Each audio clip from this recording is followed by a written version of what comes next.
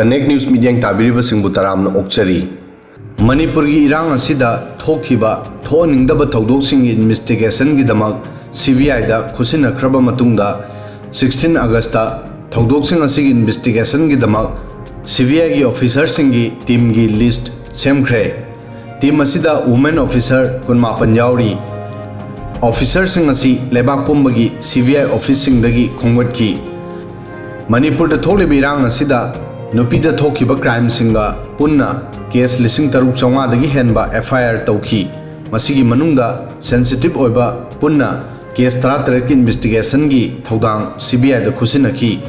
मसिदा case 13 दी नुपी अंगांग सिंगदा थोखिबा क्राइम सिंग यावरी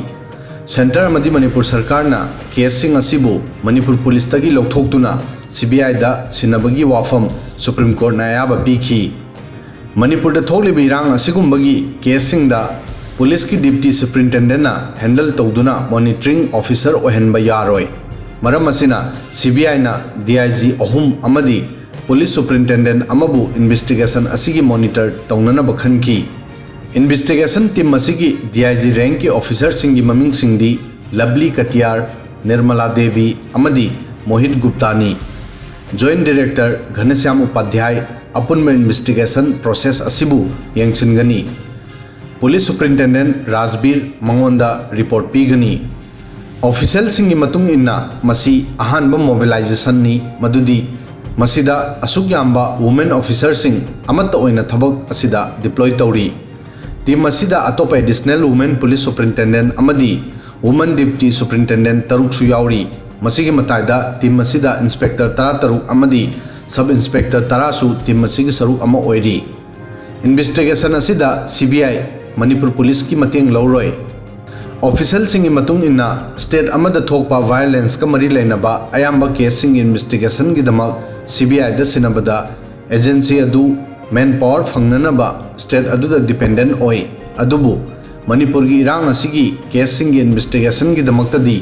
सीबीआई लोकल ऑफिशियल सिंगबु याहुनबा पामदे मरमदी इन्वेस्टिगेशन असिदा मिसंग मिखाई नाइबगी मराल सिरक याय अमदी मसिदगी कन्ननबा सीबीआई लोकल पुलिस सिंगी मतेंग लौबा पामदे सोर्स की मतुंग इन्ना सीबीआई ने इन्वेस्टिगेशन तौगदोरिबा केसिंग असिदा केस कयादा शेड्यूल कास्ट अमदी schedule tribe prevention of atrocities act 1989 की प्रोविजन याव याय मसिगी इन्वेस्टिगेशन डिप्टी सुप्रिंटेंडेंट रैंक की ऑफिसर सिंग न तौगनी मणिपुर इरांगी सीबीआई ने इन्वेस्टिगेशन तौगदोरिबा केसिंग असी पुन्ना 13 नि ऑफिशियल सिंगी मतुंग इन्ना सीबीआई दा अतोप केसिंग सु सिनबा यारी मसिगी मताइदा अगस्त 9 दा थोखिबा मैतै नुपीदा सथखिबा गैंग रेप की केसु सीबीआई दा सिनबा यारी अदुबु लूरिबदी इन्वेस्टिगेशन असिदा सीबीआई चैलेंज क्या मायोकनरी ऑफिशियल सिंग ना हाइडी मदुदी स्टेट असिदा सोसाइटी इथनिक की बेस दा खाइदोगली फिबम असिदा इन्वेस्टिगेटिंग एजेंसी असिदा चैलेंज कयागा मायोकनबा तारी सीबीआई दा मिचंग मिखाई नाइबगी मराल सु सीबीआई कांगलुप अमगा सीबीआई गा समनै हाइबा मराल सिरकप याय मरम अदुना यामना चेक्सनना केस असी हैंडल तौरी अदुबु मणिपुर की इरांग असिगा मरी लेनबा अचुम्बा वरी पुथोकपा ngamgadra हाइबदुदी वहंग अमा ओइरी video असिदा ngasi di matang asoi phawbadang thagachari